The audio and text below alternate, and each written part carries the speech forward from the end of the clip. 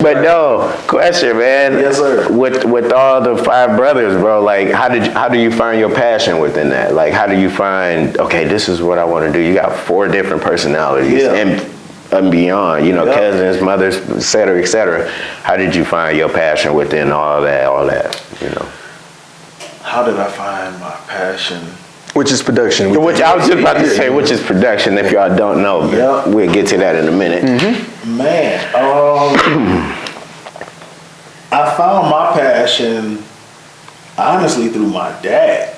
Solid. You know what I mean? My dad is the one who got me started in video production when I was like 11. It was just something that always kept with me, but it wasn't in the forefront of my mind until my senior year in high school. You know what's crazy is that goes back to the video you sent me. Which one? You ain't watched it on YouTube. I mean, on Instagram with Tom Brady when the little kid asked. That's the perfect question, bro. That was me. I know. I seen that. I see that right now. Yeah, bro. So if y'all don't know, Tom Brady was inside asked. stories and shit. No, right. Go ahead. He gonna find the car. But no, look. So am I right? So Tom Brady was asked what he thought was the perfect or most important question he's ever got asked. Everybody asked him, you know, they know him as being the hero. They asked who's his hero, and he said his dad. That's what Tom Brady said, and that's kind of like this situation. That's pretty dope, bro. Absolutely. The kid asked Tom Brady, yo, a lot of people say you're their hero. Who is yours? And he said, my dad. Yeah, my dad is definitely my hero. For real, and I'm thankful to still have my dad alive. You know what I'm saying? That's Every chance I get, I honor him. You know that's dope.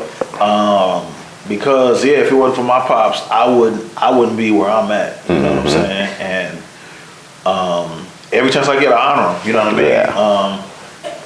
mean? When I was like 10, 11 years old, I used to go to local television studios with him, and he was taking basic classes in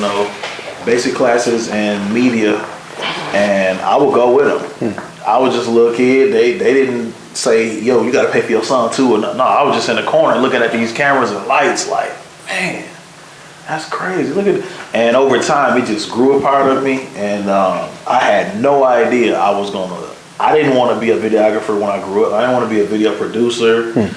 I didn't care about that. I wanted to play football. Facts. You know what I'm saying? And, you know, just... Whatever came after that was that, right? Facts. I was like, I'm going to the league. That's what I said. That's what I was focused on. I was focused on that.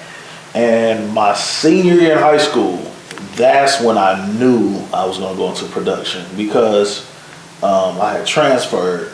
I left Pontiac, and I transferred to Sterling Heights. And I was sitting in the counselor's office. Crazy. This was the first time I ever heard God speak to me. First time. Wow. I was 17. And I was sitting in the counselor's office. And I was just thinking like, yo, I'm transferring out here to play some ball. Like, I'm trying to go D1. I'm trying to go to the league. And I just asked myself, like, what if I don't? What if I don't make it? I ain't that fast. What if I don't make it? What am I going to do with my life? Yeah. You know what I'm saying? And, you know, that was like an epiphany for me, like an eye opener. Like, yo, if I don't make it, I know what I want to do. I know how to operate video cameras a little bit. Yeah. Back then, we were shooting on VHS tapes. I remember you had that cameras in the churches, them big old big boys. You remember, the first time God talked to me was when he told me I was good to eat that food at 4, bro. I ain't need the prayer, you know what I'm saying? Yeah, the greens was there. He said, eat that, dog. He said, don't worry about it. He said, don't worry about it. Eat your food, son. Let me tell you what he told me. Anyway, I'm sorry. My bad. Go ahead. Continue. Yeah, man, that's when it was my senior year, and you know, just like he told Moses when Moses said, what am I gonna do with my life? Like, I stutter. Moses had a stuttering problem. A lot of people don't know that. Moses from the Bible stuttered. He had a issue with his speech, so he didn't know, how God was gonna use him, and that's what he told me. He told Moses, "What have I put in your hands? Use what I gave you." So, I looked at my hands. I'm 17 in the counselor's office, like, yo, I know how to operate a camera. I know how to, do some stuff with video production. I'll do that. And at the same exact time, my brothers and I was recording our first album.